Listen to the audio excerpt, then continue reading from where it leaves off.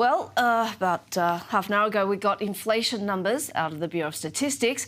It turns out that inflation is remaining pretty stubborn at 3.8%. Joining me live for discussion is Judo Bank Chief Economic Advisor and EQ Economics Managing Director Warren Hogan. Hi, Warren. Good to see you again.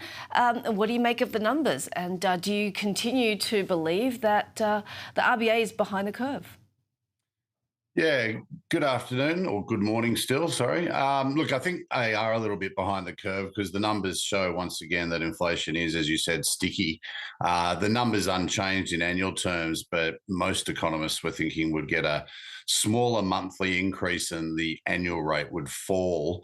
It actually came in at 0.5, which is very big for 1 month. If you times that by 12, that's a very hefty annual inflation rate. And of course, we saw a sort of broad range of different factors driving it. The big moves in the year are housing, which I think is of concern for the RBA, which is such an important sort of driver of cyclical inflation, but food and beverage, which affects everyone. And of course, electricity is the huge mover, particularly this month when those rebates rolled off. That was up 32% over the past, in the month.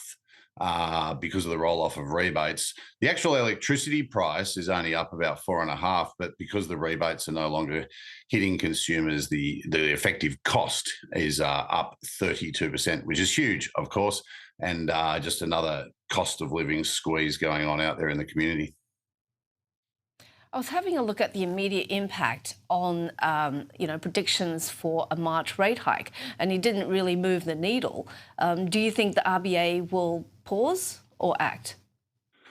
Well, look, I think the RBA has pretty much said to everyone that they're not doing anything in March by hook or by crook, and they've been a range of different public comments. I mean, they are a little bit sceptical to read too much into the monthly numbers, which is fair enough because they are volatile and there's still a few seasonal issues that the statistician has to iron out. But the reality is that the economy is playing out very differently to what they thought it would when they last cut rates in August last year. Indeed, it's playing out very differently to any time at any stage in the last 2 years.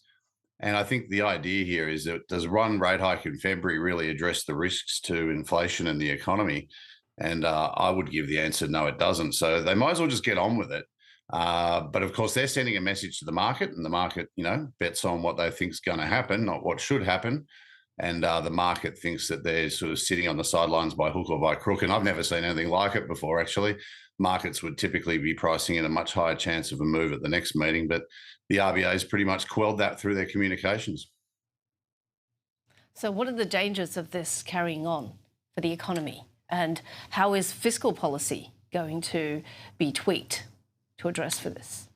Yeah, well, there's a lot in that. And in terms of the issues, well, of course, the main issue that's affecting Australians is that this is just a continued whittling away of their living standards. And I think that's having tremendous impacts on people's lives. And it's not that it's just been going for a year or two. This is now entering our 6th year of inflation above target. And not many people are getting wage increases to match that. So that's, of course, a human cost. People are having to constantly reduce what they're doing in this world, whether it's cheaper holidays, no holidays, cheaper food.